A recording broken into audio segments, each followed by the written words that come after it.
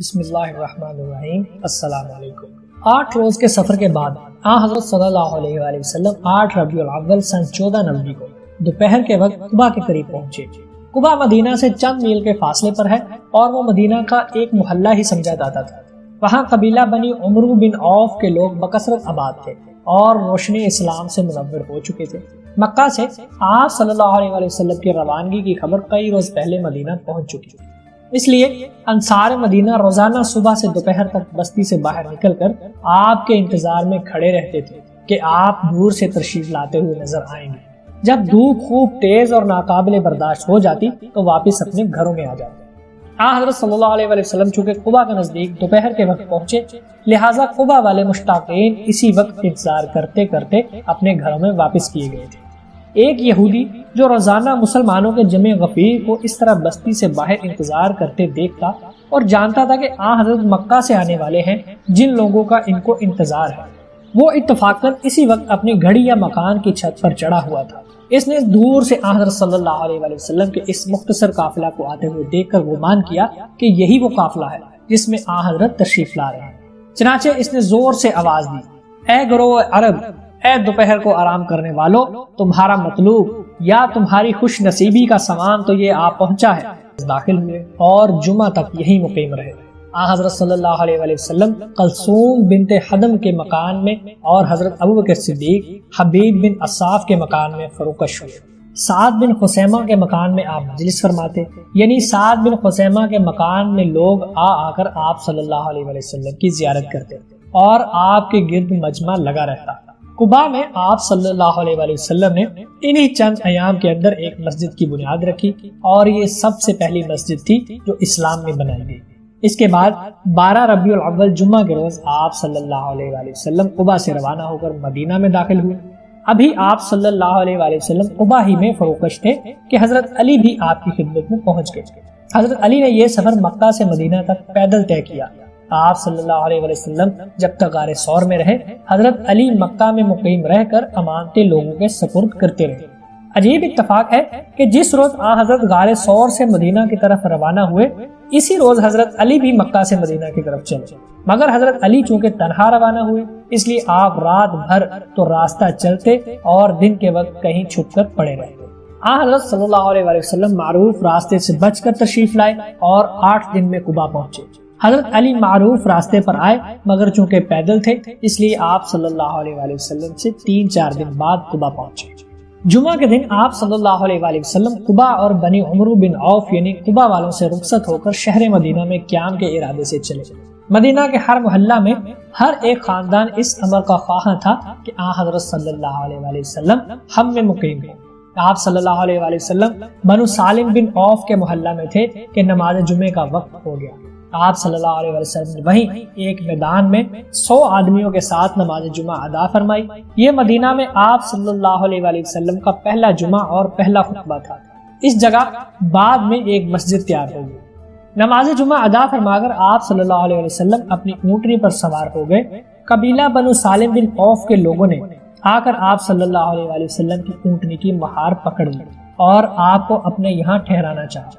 دوسرے قبیلوں اور دوسرے محلے کے لوگوں نے اپنے اپنے یہاں جانے کا اصرار کیا اور اس طرح بحث و تکرار شروع ہوئی۔ حضرت صلی اللہ علیہ وآلہ وسلم نے فرمایا، میری ناکا کو نہ روکو، اس کی مہار چھوڑ دو، اس کو اللہ تعالیٰ کی طرف سے حکم مل چکا ہے، جہاں میری ناکا بیٹھ جائے گی میں وہیں ٹھہروں گا۔ چنانچہ ناکا چلنے لگی۔ تمام انصار و مہاجرین ناکا کے آگے پیچھے داہنے بائیں ساتھ ساتھ چلے۔ آپ صلی اللہ علیہ وسلم نے مہار بالکل ڈھیلی چھوڑ دی اور ناکا اپنی خوشی سے آہستہ آہستہ چلتی رہی۔ سب کی نگاہیں ناکا کی طرف تھی کہ دیکھیں یہ کہاں بیٹھتی ہے۔ چلتے چلتے ناکا جب قبیلہ بنو بیازا کے محلہ پہنچی تو اس کا قبیلہ کے سردار زیاد بن لبید اور عروہ بن عمرو نے آگے بڑھ کر ناکا کی مہار پکڑنی چاہی۔ آپ صلی اللہ علیہ وآلہ وسلم نے فرما دیا، اسے چھوڑ دو، اس کو حکم ملا ہوا ہے۔ اس کے بعد ناکا بنو سعدہ کے محلہ میں پہنچی۔ قبیلہ بنو سعدہ کے سردار سعد بن عبادہ اور منظر بن عمرو نے روکنا چاہا تو آپ صلی اللہ علیہ وآلہ وسلم نے وہی الفاظ فرمائے۔ اس کے بعد اونٹنی قبیلہ بنو الحارث بنو الخزرج کے محلہ پہنچی۔ یہاں سعد بن ربی، خارجہ بن زید، عبداللہ بن رواحہ نے روکنا چاہا، ان کو بھی وہی حکم ملا۔ وہاں سے روانہ ہو کر ناکا بنو عدی بن نجار کے محلہ پہنچے۔ ان لوگوں میں چونکہ عبد المطلب کی ننیال تھی، اس لیے ان کو بڑا دعویٰ تھا کہ عبد المطلب کی ماں سلمہ بنت عمرو ہمارے قبیلے کی لڑکی تھی، لہٰذا آ حضرت ہم میں قیام فرمائیں گے۔ چنانچہ سلیق بن قیس اور اسیرہ بن ابی خارجہ سرداران بنو عدی نے آگے بڑھ کر ناکا کی مہار پکڑی۔ ان کو بھی وہی جواب ملا، ناکا کا رستہ چھوڑ دو، اس کو اللہ کا حکم ملا ہوا ہے۔ یہاں تک کہ ناکا بنو مالک بن نجار کے محلہ میں جا کر ایک غیر آباد افادہ زمین میں بیٹھ گئی اور فوراً پھر اٹھ کھڑی ہوئی۔ کھڑی ہو کر کچھ دور تک چلی، چل کر خود بخود پھر لوٹی اور ٹھیک اسی جگہ جہاں پہلے بیٹھی تھی واپس آئی اور بیٹھ گئی۔ اب کی مرتبہ اونٹنی نے بیٹھ کے جھرجھری لی، گردن نیچے ڈال دی اور دم ہلانے لگی۔ آپ صلی اللہ علیہ وسلم اس پر سے اتر آئے۔ اس افادہ زمین کے قریب حضرت ایوب خالد بن زید انصاری کا مکان تھا۔ وہ خوشی خوشی حضرت کا اسباب اٹھا کر اپنے مکان میں لے گئے۔ آپ صلی اللہ علیہ وسلم نے انہی کے یہاں قیام فرمایا۔ افادہ زمین سہل و سہیل دو یتیم لڑکوں کی ملکیت تھی، جس میں چند درخت کھجور کے کھڑے تھے اور چند قبریں مشرکین کی تھیں، اور 4 پایوں کا ریوڑ بھی اسی جگہ پر آ کر بیٹھتا تھا۔ آپ صلی اللہ علیہ وسلم نے دریافت فرمایا، یہ جگہ کس کی ملکیت ہے؟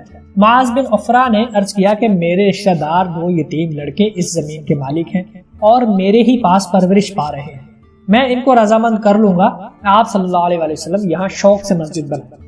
آپ صلی اللہ علیہ وسلم نے فرمایا، ہم اس کو قیمتاً خریدنا چاہتے ہیں، بلا قیمت نہ لیں گے۔ چنانچہ حضرت ابوبکر صدیق نے اسی وقت اس زمین کی قیمت ادا کر دی اور حضرت کے حکم کے موافق کھجور کے درخت کاٹ دیے گئے، قبریں مشرکین کی ہموار کر دی گئی اور مسجد کا کام شروع ہو گیا۔ حضرت صلی اللہ علیہ وسلم بنفس نفس خود مسجد کی تعمیر میں کام میں مصروف رہے۔ مہاجرین و انصار بڑی خوشی اور جوش و شوق کے ساتھ اس کام میں لگے رہے۔ مسجد کی دیواریں پتھر اور گارے سے بنائی گئی، چھت کھجور کی لکڑی اور کھجور کے پتوں سے بنائی گئی۔ جب تک مسجد اور اس کے قریب حضرت کے لیے مکان تیار ہوا، اس وقت تک حضرت ابو ایوب انصاری کے مکان میں فروکش اور انہی کے مہمان رہے۔ یہ وہی ایوب انصاری ہیں جن کی قبر قسطنطنیہ میں موجود ہے۔ یہ 48 ہجری میں امیر معاویہ کے عہد خلافت میں محاصرہ قسطنطنیہ کے وقت شہید ہوئے تھے۔ حضرت صلی اللہ علیہ وسلم 11 مہینے اور چند روز ابو ایوب کے مکان میں رہے۔ حضرت کے زمانہ کی بنی ہوئی مسجد حضرت عمر کے عہد خلافت تک اسی حالت میں رہی۔ حضرت عمر نے اس کو وسیع کیا، حضرت عثمان نے اپنے عہد خلافت میں اس کی دیواروں کو پختہ بنایا۔ اس کے بعد ولید بن عبد الملک کے زمانہ میں یہ اور زیادہ وسیع کی گئی اور ازدواج متحرات کے مکانات بھی اسی میں داخل کیے گئے۔ مامون الرشید عباسی نے اس کو خوب آراستہ و پیراستہ کرایا۔ حضرت صلی اللہ علیہ وسلم ابھی حضرت ایوب کے مکان میں تشریف فرما تھے کہ آپ صلی اللہ علیہ وسلم نے زید بن حارث اور ابو رافع کو بھیج کر حضرت فاطمہ، حضرت ام کلثوم، حضرت سودا بنت زمع، حضرت اسامہ بن زید، ان کی والدہ ام ایمن کو بلوایا۔ انہی کے ہمراہ عبداللہ بن ابی بکر بھی اپنے عزیزوں سمیت چلے آئے۔ طلحہ بن عبید اللہ بھی انہی کے ہمراہ تشریف لائے۔ ان سب کے آنے پر حضرت صلی اللہ علیہ وسلم اپنے 9 تعمیری مکان میں تشریف لے آئے۔